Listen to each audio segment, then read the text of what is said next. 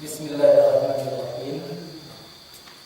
Assalamualaikum warahmatullahi wabarakatuh.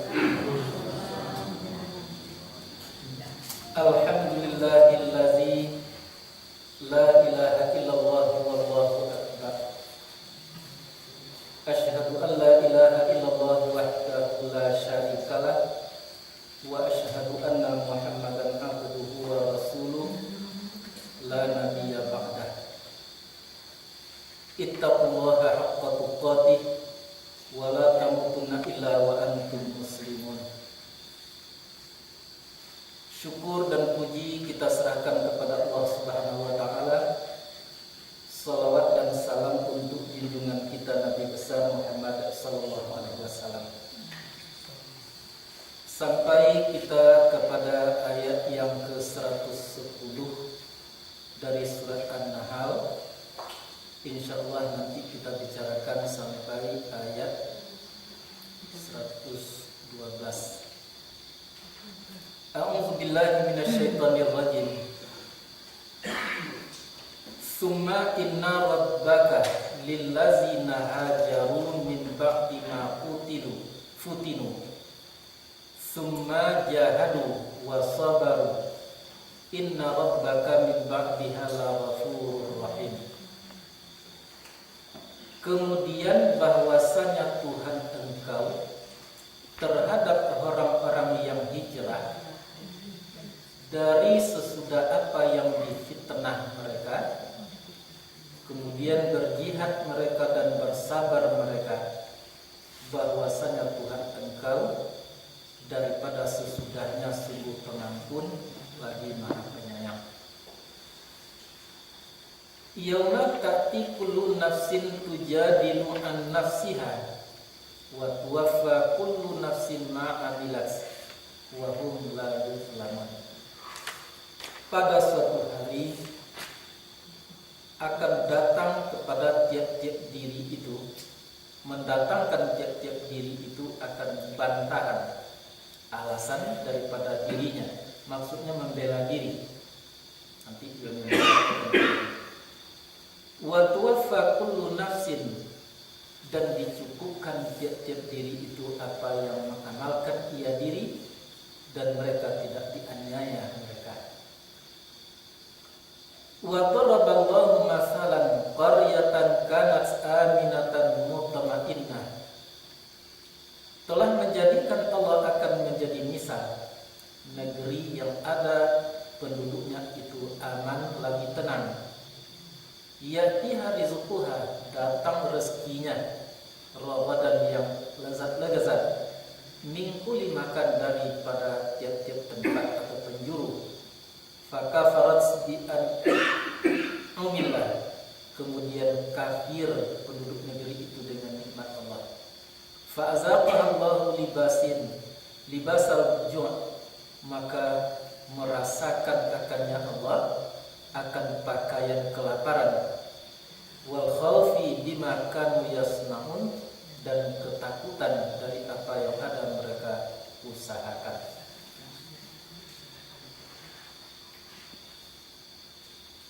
Nah, kita sampai situ dulu, kalau perlu kita tambah. Banyak sekali di dalam ayat itu yang perlu kita bicarakan. Apalagi kalau kita lihat kata per kata yang ada di dalamnya, seperti kata jihad, kata hijrah, kata futinu, kata sabar, ghafur, rahim, dan sebagainya. Nah, namun kalau kita ambil kesimpulan dari ayat-ayat itu, bahwa sesungguhnya Allah Subhanahu wa taala terhadap orang-orang yang berhijrah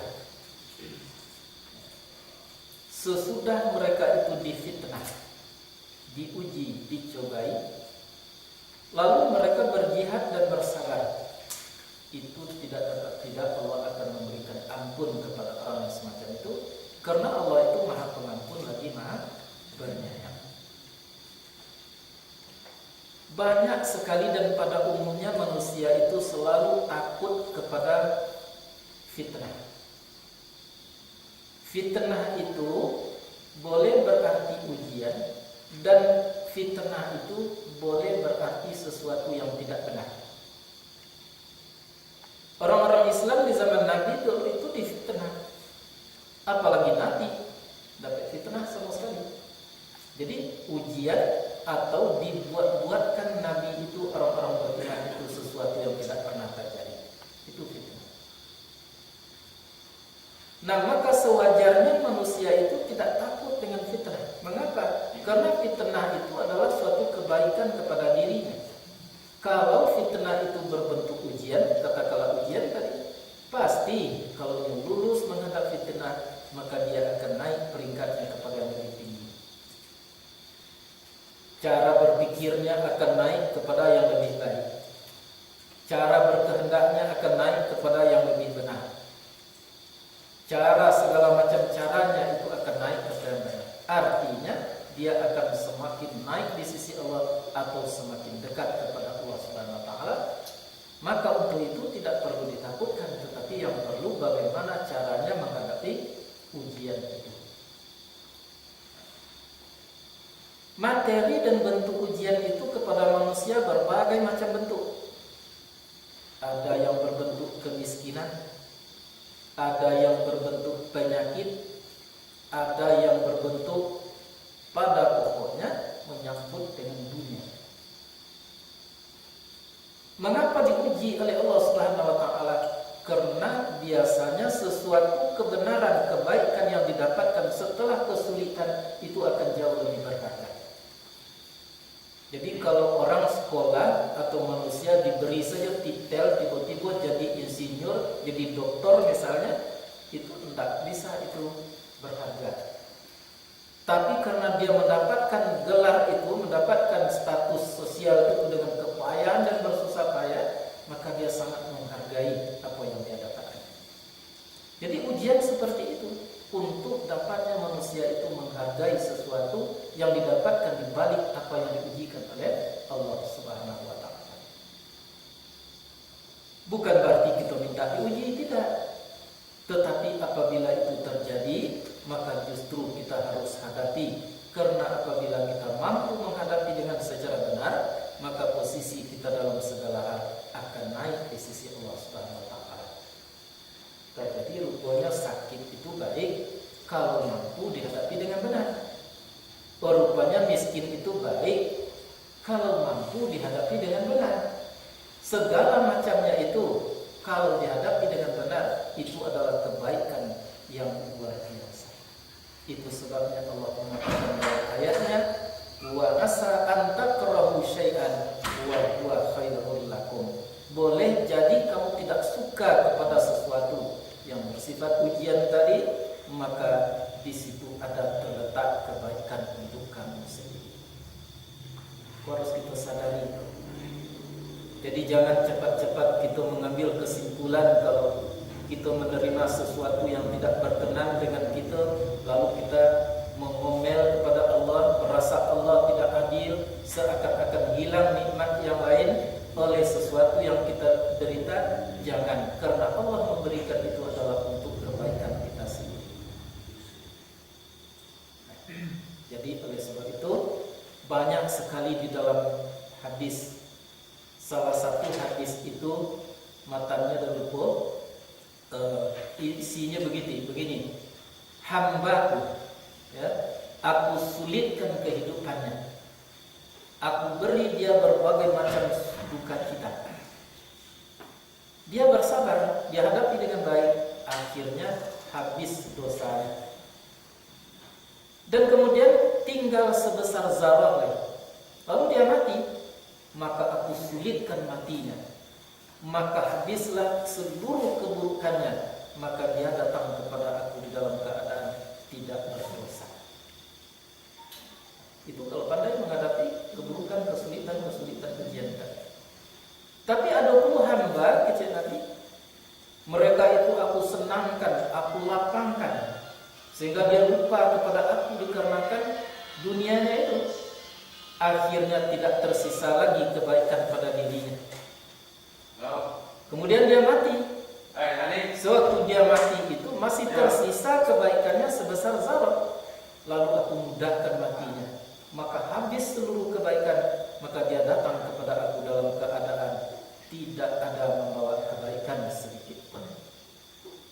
Nah, jadi kembali kita kepada pokok persoalan bahwa fitnah itu boleh diartikan tadi ujian, maka ujian tadi berbagai macam bentuk. Yang diminta bukanlah tidak diuji, tetapi yang kita usahakan bagaimana kita supaya dapat menghadapi ujian itu dengan benar. Nah, lebih dari itu. Kalau minta diuji tidak pernah, itu siapa yang tak diuji. Cuman bisakah dia menghadapi atau tidak, itu saja persoalannya. Maka kembalilah kepada pokok-pokok pengajian. Seseorang yang baru mampu menghadapi berbagai macam persoalan, mampu menjawab seluruh persoalan hidup itu adalah sangat tergantung kepada iman dan kasih. Itu tadi, wal asri innal insana lafi khusrin, sungguh rugi manusia itu. Illal ladzina amanu, kecuali orang-orang beriman. Imannya itu melahirkan amal soleh. Dan dia selalu nasihat menasehati dengan sabar dan dengan benar. Tawasau bil haq. Kita sudah pelajari tawasau itu asal katanya wasau. Bab musyarakah, nasihat menasehati. Ya. Kalau andai kata imannya tidak benar, maka amalnya tidak akan soleh. Maka dia tidak akan nasihat menasehati. Yang terjadi apa di ujung kehidupannya tadi, usahanya adalah caci mencaci, batal membatalkan, salah menyalahkan. Itulah yang terjadi, lawan daripada nasihat menasehati. Nah, jadi mudah-mudah sulit hidup. Mudah bagi orang yang mampu, akan terasa sulit bagi orang yang tidak mampu. Kemampuan itu sangat ditentukan oleh iman sendiri. Antara iman dengan amal soleh itu jangan dipisah-pisahkan. Misal, ada orang yang menerangkan merugi manusia kecuali pertama orang beriman, yang kedua orang beramal soleh, yang ketiga orang menasihati dengan sabar, yang keempat orang menasihati dengan benar. Sebetulnya tidak bisa dipisahkan. Mana mungkin amal soleh akan ada kalau iman tidak baik. Mana mungkin akan nasihat menasehati dengan sabar, dengan hak, apabila imannya itu tidak benar. Jadi wawnya itu adalah waw ma'iyah. Sekaligus orang beriman pasti amalnya soleh, pastinya akan nasihat menasehati dengan sabar dan dengan benar, atau benar dan sabar. Itulah yang tugas kita dalam kehidupan. Condong kukek menukek, lebah tegak menegakkan dalam bahasa Minang. Kalau ada orang yang nampaknya salah, tunjuki. Nah, jangan dicaci terlebih dulu, tapi tunjuki. Sebaliknya juga demikian, bagi orang yang ditunjuki, jangan cepat-cepat saja membela diri. Pikirkan dulu. Jadi jangan takut dikritiki, jangan takut disalahkan, diberi nasihat. Nah, dan yang sebaik-baik umat itu adalah orang yang selalu mencari nasihat. Dari mana dia mungkin mendapatkan nasihat itu, itulah orang yang akan beruntung nanti. Dia berusaha mencari teman, yang teman itu akan selalu mengingatkannya, memberikan pengertian kepadanya tentang kebenaran Allah, menunjuki tentang keburukan-keburukan yang harus dihindarkan. Nah, dia mencari teman hidup yang bisa untuk mengingatkan kepada dirinya itu, membawa dirinya itu kepada kebenaran yang sesungguhnya.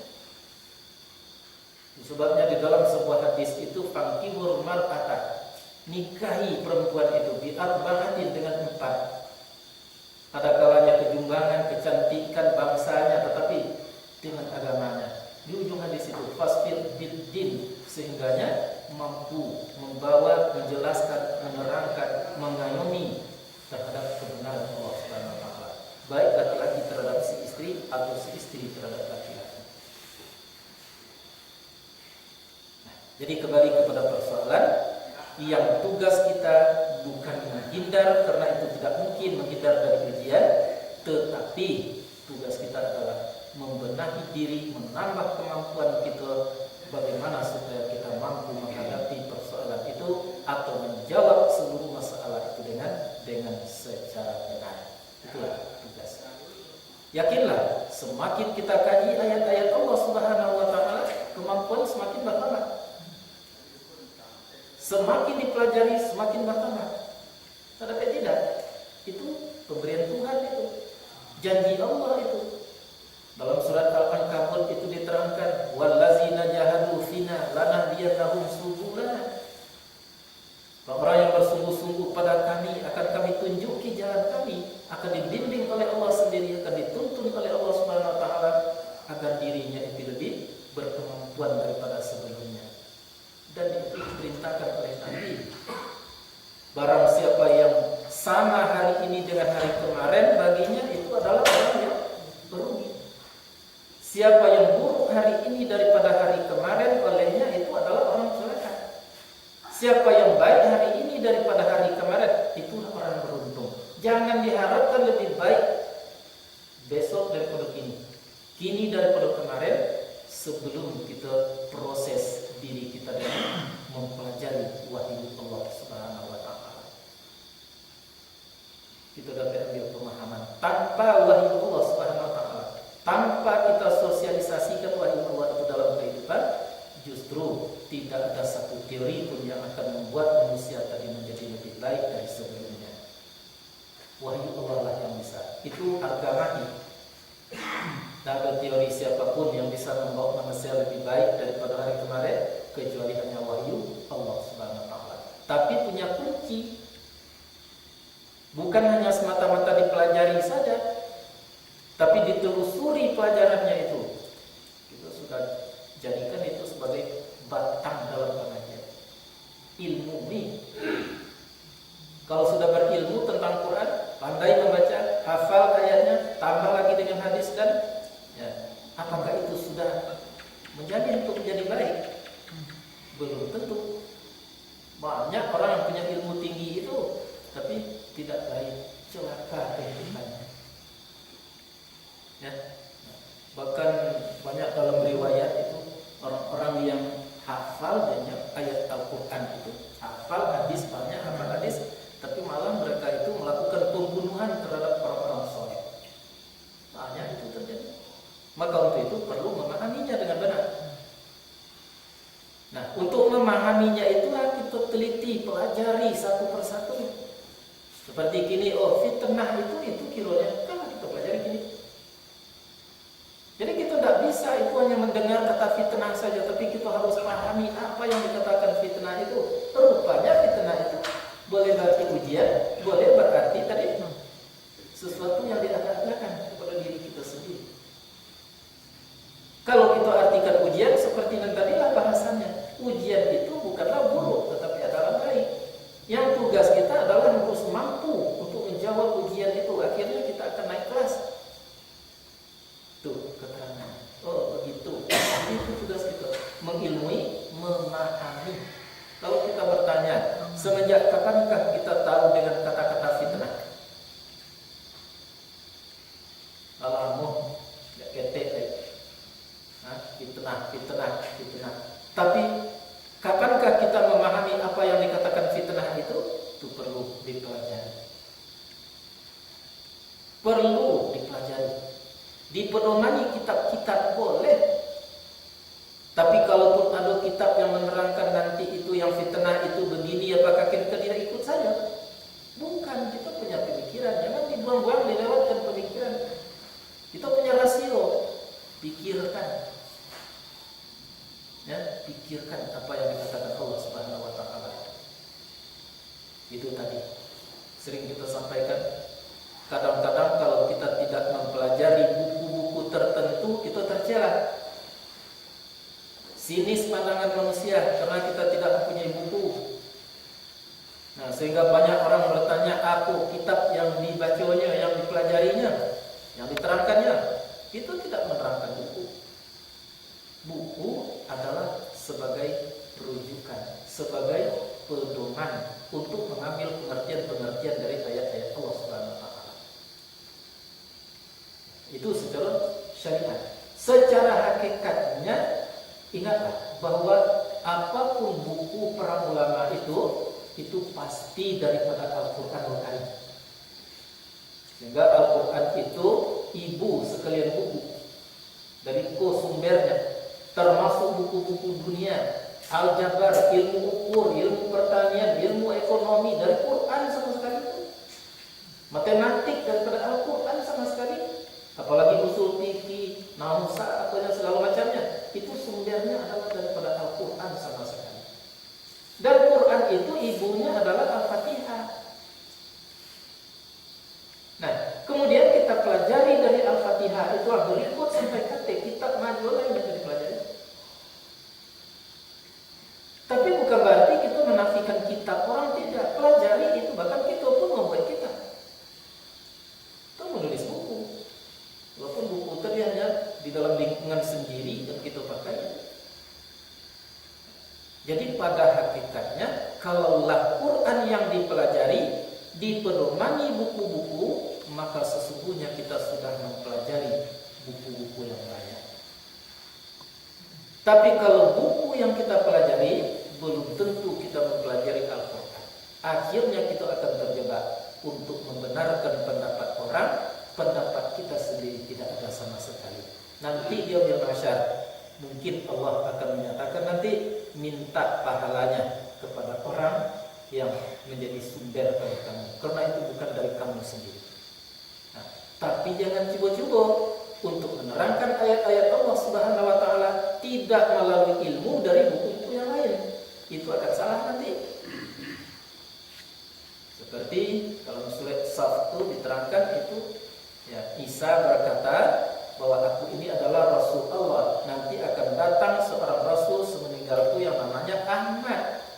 Itu kalau kita saja itu yang memahami itu tanpa merujuk, tanpa berpedoman, minta referensi kepada buku-buku lain, itu akan salah nanti. Akhirnya kita akan menanti seorang Nabi yang namanya Ahmad. Akhirnya akan menjadi pemahaman yang salah bahwa Muhammad bukanlah Nabi yang terakhir. Begitu jadinya kesalahan terjadi karena tidak merujuk atau mengambil referensi dari buku-buku yang lain.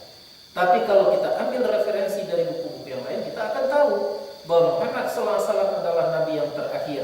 Maka kata Ahmad di situ tidak mungkin seorang Nabi akan lahir nanti sesudah Muhammad. Pasti Muhammad yang dimaksud itu oleh Ahmad dalam ayat itu. Bisa dipahami? Pasti. Nah, tinggal dek kita untuk merujukkan kepada akal kita. Mengapa Tuhan mengatakan mahalah Muhammad yang dimaksud oleh kata Ahmad di situ? Oh, ilmu pengetahuan menunjukkan. Rupanya kata Ahmad itu adalah isim tafdil. Arti isim tafdil itu adalah yang paling terpuji. Nah, maka justru yang paling terpuji namanya adalah Muhammad SAW. Maka oleh sebab itu tidak ada peluang lagi oleh akal kita, oleh diri kita untuk berpaham yang bukan-bukan. Maka ayat itu dipahami bahwa yang dimaksud oleh Allah dengan Ahmad adalah Muhammad, karena Muhammad adalah orang yang sangat terpuji. Buktikan menurut nalar-nalar, menurut ilmu pengetahuan, menurut buku-buku. Apa buktinya? Tidak ada satupun dari dahulu sampai kini yang tidak sibuk membicarakan Muhammad SAW. Begitu mulia dan begitu terpujinya nama Muhammad. Nah, kunun di dalam kaji-kaji klasik itu, ya, dalam batang kaji itu kita tuliskan itu Muhammad makiranya, atau dalam suatu cerita misalnya di waktu Adam dahulu ditempo, kemudian ditiupkan roh, dan kemudian nyolang mata Adam. Pada waktu itu dilihat diucapkan oleh Muhammad, oleh Adam pada waktu itu kata-kata Muhammad. Nah, lalu ditanya oleh Allah Subhanahu wa taala, "Hai Adam, mengapa engkau berani-berani menyebut Muhammad?" Adam menjawab pada waktu itu, "Setelah mataku melihat, aku lihat pertama sekali yang aku lihat adalah di pintu arasmu tertulis bergandengan antara nama engkau dengan nama Muhammad SAW." Dari Adam dulu orang sudah membicarakan Muhammad. Sampai kini tidak pernah teduh-teduhnya manusia, bahkan lawan orang kafir sekalipun bicara tentang Muhammad. Sehingga orang-orang barat mengarang buku 1101 penelitian mungkin. Yang nomor satunya adalah Muhammad SAW. Dan sampai kapanpun tidak akan berhenti intinya, makin terbuktilah bahwa yang dikatakan Ahmad di situ adalah Muhammad SAW yang lahir di Makkah, anak Abdullah dari Siti Aminah yang mati di Madinah, berkubur di Madinah. Itulah orangnya. Baru kita sampai kepada suatu titik nadir, gitu. Dan benar-benar Muhammad SAW yang dimaksud oleh ayat itu. Tapi kalau akal saja melulu, maka jadilah nanti akan menunggu siapa yang bernama Ahmad. Akhirnya terjadilah Nabi baru, Ulam Ahmad. Akhirnya menjadi suatu aliran, ya, menjadi suatu agama tertentu, kembang pula itu. Nah, begitu, itu contohnya. Jadi itulah ujian. Nah, kemudian fitnah itu bisa berarti mengada-ada yang tidak diadakan. Ya, umpamanya orang pincang kakinya. Nah, pincang kakinya itu bukan karena penyakit, tetapi karena mungkin keperadan misalnya. Nah, lalu kita buat saja kesimpulan, kita tuduh bahwa orang tadi orang pincang, padahal tidak pincang. Itu namanya fitnah. Ya, ada yang namanya ghibah, ada yang namanya fitnah. Apa beda ghibah dan fitnah? Kalau ghibah itu yang benar-benar seperti itu tidak boleh. Karena pada suatu waktu datang seseorang perempuan ke rumah Siti Aisyah, lalu di waktunya pulang ke rumahnya, kata Siti Aisyah, ya Rasul, orang tadi begini ya Rasul, katakanlah pendek atau tinggi, jungkai, lain sebagainya. Yang pokoknya tidak indah. Kecil Nabi pada waktu itu, jangan engkau meribah. Kata Siti Aisyah membela diri, kan yang benar yang aku katakan itu ya Rasulullah. Memang seperti itu orang itu. Mengapa itu tidak boleh? Persis di waktu Siti Aisyah membela diri itu, keluarlah daging mata dari munculnya Siti Aisyah. Artinya jangankan yang tidak, yang iya tidak boleh dituduhkan kepada orang lain. Banyak itu dalam riwayat, ya, seseorang yang kadang-kadangnya benar tetapi kita tuduhkan tanpa adanya tuduhan syariat dibenarkan oleh syariat, akhirnya diperlihatkan kesalahan itu spontan oleh Allah Subhanahu wa taala. Nah, di dalam ceritanya baru-baru kita sampaikan di Madinah dulu sewaktu Imam Malik itu berpuasa, seorang pelacur meninggal dunia, benar-benar pelacur. Kemudian setelah dimandikan, ada seorang perempuan pada waktu itu yang melibat kekeknya kepada si mayat tadi. Nah, berapa kali engkau berbuat dosa? Padahal tidak ada saksinya. Terjadi melengket tangannya di badan atau di tubuh si wanita pelacur tadi. Nah, tidak bisa dibuka aib, tidak bisa buka. Oke, langsung. Akhirnya disampaikanlah kepada Imam Malik. Datang Imam Malik, kata Imam Malik, apa yang kau lakukan tadi? Dijawab, aku katakan kepadanya, orang ini memang orang pelacur. Aku tuduh dia sudah berapa kali engkau berbuat pelacur itu. Sesungguhnya engkau meribah. Engkau telah mendapatkan dosa zina karena engkau menuduh tanpa adanya saksi. Kalau begitu boleh. Nah, kalau begitu didera sesuai dengan hukum syariat. Dideralah 80 kali. Ya, dipukul sampai di kali yang ke-80 tangannya terbuka. Itu satu riba.